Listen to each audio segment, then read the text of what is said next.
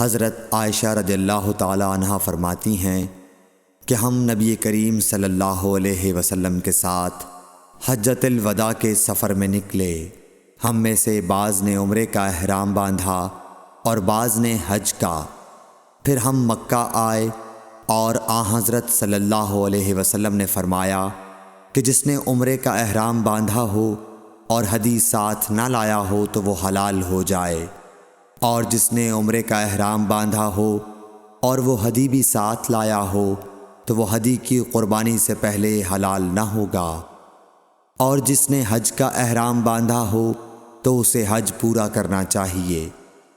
عائشہ نے کہا کہ میں حائضہ ہو گئی اور عرفہ کا دن آ گیا، میں نے صرف عمرے کا احرام باندھا تھا، مجھے نبی کریم صلی اللہ علیہ وسلم نے حکم دیا کہ میں اپنا سر کھول لوں، کنگھا کر لوں اور حج کا احرام باندھ لوں اور عمرہ چھوڑ دوں۔